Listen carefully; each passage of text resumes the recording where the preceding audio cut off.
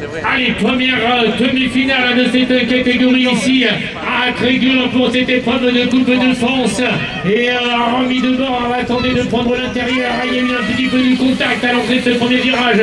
Et on ressort rapidement avec Lola de Oliveira. C'est le club de Montgeron, mesdames, messieurs, qui obtient la première position. Et j'observe également Anaïs Garnier à la troisième place, un pilote de Saint-Avertin qui tient une place qualificative pour la grande finale. Et vous confirmez également le top 4 obtenu ici par Gabriela Thomas.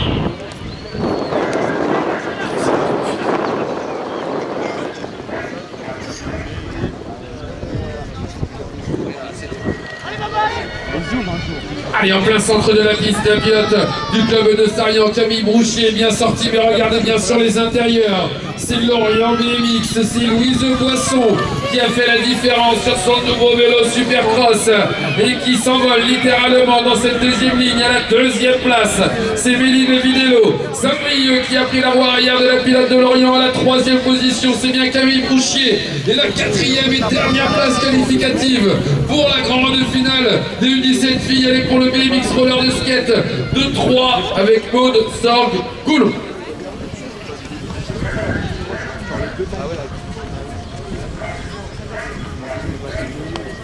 Allez, on libère la première demi-finale des U17 garçons et regardez l'intensité de l'effort de Eva Oliveira. C'est Besançon qui a représenté en tête de cette demi-finale et on est rapide également avec Lino Arscoué, l'Union BMX du Rouennais qui va prendre éventuellement une place qualificative car il est sorti du deuxième virage à la deuxième position et on est bien placé avec Axel Roussé-Sandis à la troisième place et on va citer également le top 4 obtenu ici, un signe de qualification par Jules Habert, le pilote de Frontignan.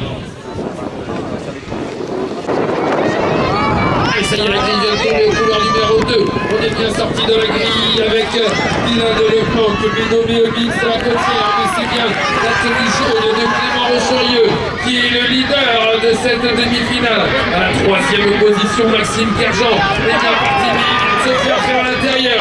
Est-ce que c'est Arthur Rodriguez? Oui, Arthur Rodriguez, Maxime Kerjean. Ça va être délicat pour la quatrième position. Est-ce que le pilote local, est-ce que Quentin Rollet va réussir à revenir? Quentin Rollet,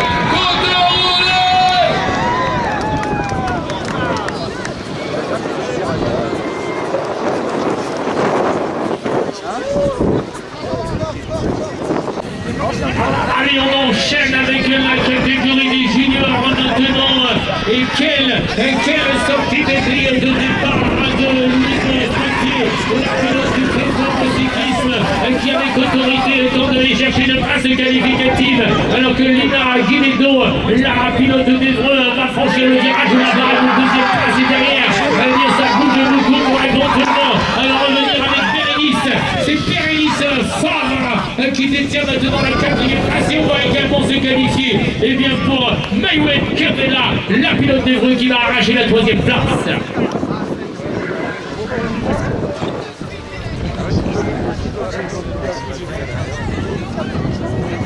Allez, on enchaîne la deuxième demi-finale de la catégorie des juniors femmes avec une nouvelle fois une grosse sortie de grille de Laura Bouget, la pilote de l'ADN de Besançon, mesdames et messieurs, a pris les commandes avec derrière elle une autre pilote de Besançon, Bezac, à la première et deuxième position. C'est Lucie Sautour, on a l'ADN et l'équipe à venir qui sont représentées pour le club de Besançon à la première et deuxième place. À la troisième position, c'est bien Coralie Moustier, Sarian GT Factory BMX à la troisième place. Quant à Léonie Druard, elle s'adjugera la quatrième et dernière place qualificative pour la finale.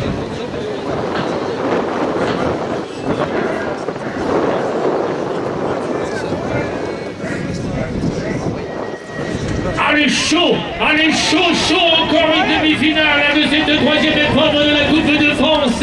Et monsieur Tata Chaudron est parti d'en faire.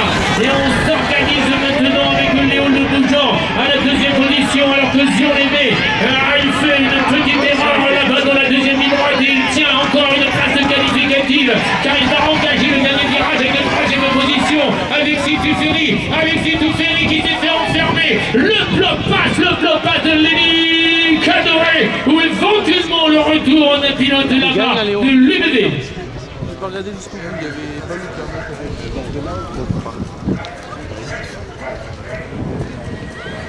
Allez, on enchaîne la deuxième demi-finale de la catégorie des juniors hommes sur l'intérieur. C'est bien Simon Bocan, le pilote Arvéa de Bégiasara qui va bien sortir en tête. Et regardez bien Oscar Laurent qui arrive. Il vient passer à travers malheureusement. Et bien Simon Bocan s'est retrouvé au sol à la deuxième position. Maintenant on va pouvoir parler de Timéo Khalif. La troisième place, elle est bien prise par le pilote Tom Clément. Et il reste un nom à connaître. Un nom à connaître, ce sera la plaque 809. C'est Yann Yanovizé ou alors le... Allez, le rythme cardiaque va monter à plus de 200 pulsations minutes. Et c'est Axel Etienne, la pilote de l'Amblèmix Auvergne, qui parvient à développer toute sa puissance. Alors que la finaliste mondiale, Manon Venstra, est lancée à sa poursuite. Ami Papon, elle occupe actuellement la deuxième position. Et c'est Tessa Martinez qui détient la troisième place. Alors que l'Amblèmix Auvergne est représentée avec Christelle Boivin. C'est de MBN qui va placer deux candidats dans le top 4. Alors que ça revient fort également avec Marianne Beltrando. Deuxième demi-finale, et la parole est à Camille Berger.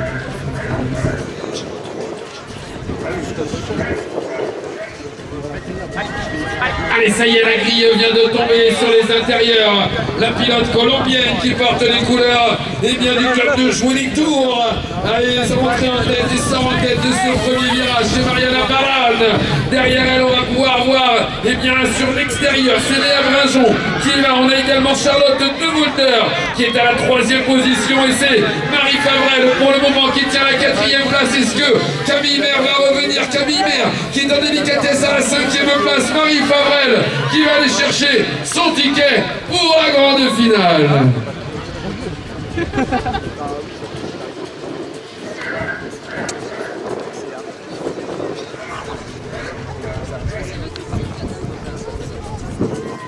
Allez, 30 secondes d'effort pour aller chercher le top 4.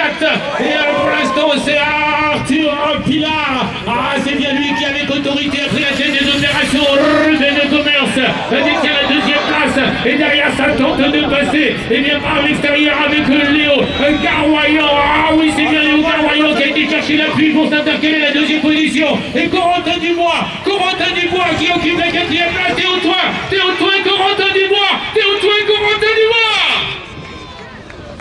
Waouh, allez, on peut applaudir